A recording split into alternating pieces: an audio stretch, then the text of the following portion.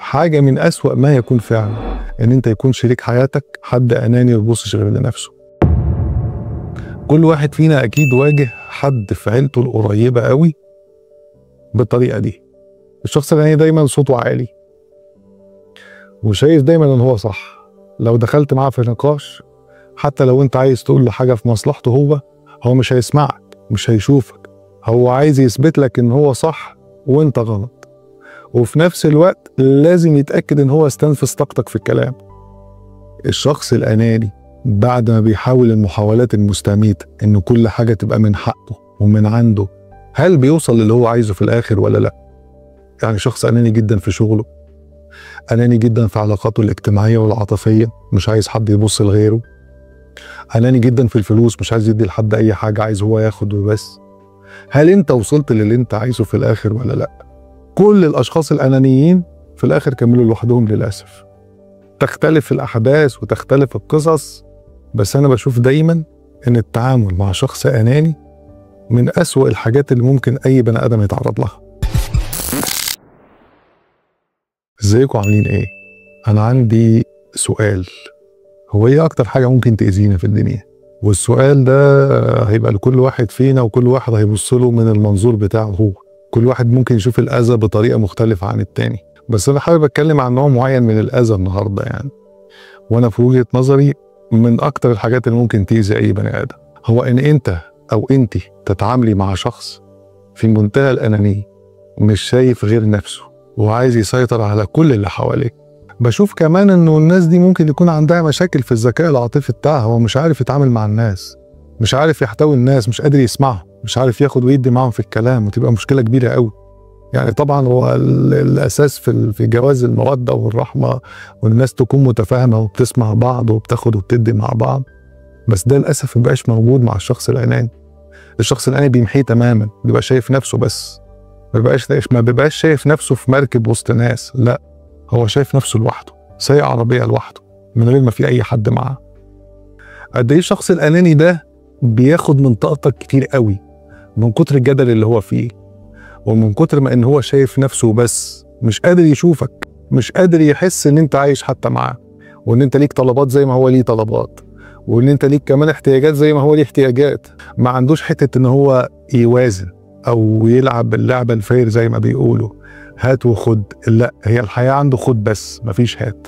تيجي تاخد رأيه في موضوع عمره ما هيفيدك، حتى لو كان عنده المعلومة اللي ممكن تفيدك هيخبيها عنك. عنده مشاكل كتيرة جدا أنا بشوفها من أهم أسبابها البيئة اللي هو نشأ فيها. ممكن يكون نشأ في بيئة شايف كل الناس اللي حواليه قاعدة عمالة بتتصارع وبتتكالب علشان توصل للي هي عايزاه، فبقى شايف إن هو عشان يوصل للي هو عايزه لازم يتصارع مع الناس ويفضل نفسه على غيره وياخد اللي مش ليه. الشخص الأناني ده بيكون السبب في تربيته هو أبوه وأمه، من كتر الدلع اللي بيدلعوه له. مثلا أي حاجة كان بيطلبها وهو صغير كان لازم تجيله، مفيش حاجة اسمها حاجة تترفض، لازم كل اللي يقول عليه يمشي، مفيش حاجة اسمها لأ. فتعود إن كل حاجة بتجيله من غير أي جهد. أو على العكس ممكن يكون من كتر إهمال الأهل للشخص ده، فبقى شايف إن هو دايما مهمل، محدش باصص له، محدش مهتم بيه، محدش بيسمعه، محدش بيحتويه، فبقى شايف إن هو محتاج ده في حياته. لما كبر حاسس إن هو عايز يشد اهتمام الناس كلها ناحيته هو، مش عايز حد يشوف غيره أو يسمع غيره. بتبقى حاجة كمان صعبة قوي لما يكون الزوج وزوجته بالطريقة دي حد فيهم كده. تعمل ايه لو انت بقى بتتعامل مع شخص اناني باستمرار وتفرض عليك ان انت لازم تتعامل مع الشخص ده كل يوم، وكل يوم بتتحط في مواقف معاه؟ يعني في حاجة لطيفة جدا بحب اقولها، هو ايه؟ ابعد حبة تزداد محبة. حاول على قد ما تقدر اسحب نفسك، خليك بعيد شوية، مش كل حاجة تركز فيها. ما تضيعش وقتك في ان انت تقعد تجادل كتير، لان الشخص الاناني ده هيسرق طاقتك وانت مش واخد بالك، هيخليك تحس دايما ان انت منهك من كتر الكلام اللي انت حاسس ان هو في الفاضي. خلي ردودك دايما عايمة. هنشوف الموضوع ده ان شاء الله، ربنا يسهل.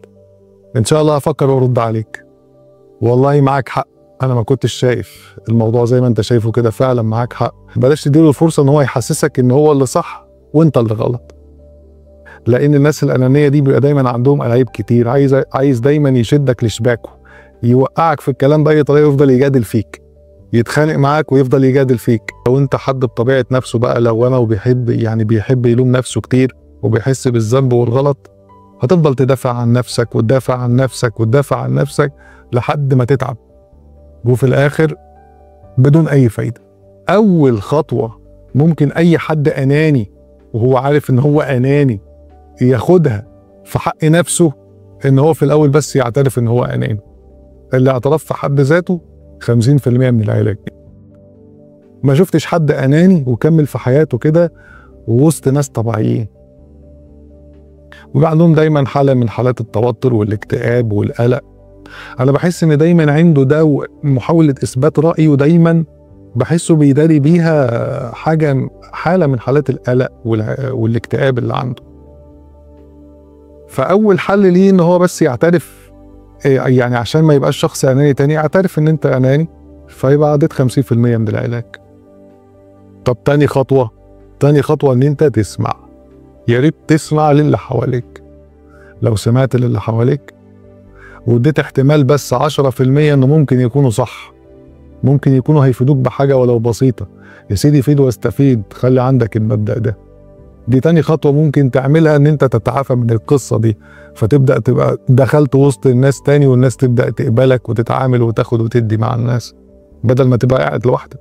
ففعلا بشوف من أكتر الحاجات القاسية على أي بني آدم إنه يتعامل مع شخص أناني ما بيشوفش غير نفسه، يهلكك وياخد منك قدر استطاعته ومش عايز يديلك أي حاجة حتى لو في مقدرته. وفي النهاية بقول له كل شخص أناني وهو عارف نفسه كويس، بطل تفرض سيطرتك على الناس، مش هتستفيد حاجة، الناس هتبعد عنك. وحاجة أخيرة عايز أقولها اللي بيتعامل مع الشخص الأناني ده باستمرار، حافظ على نفسك وحافظ على طاقتك، وما تدخلش في جدل كتير ملوش داعي مع الشخص ده. ابعد محبة تزداد محبة. وسلام.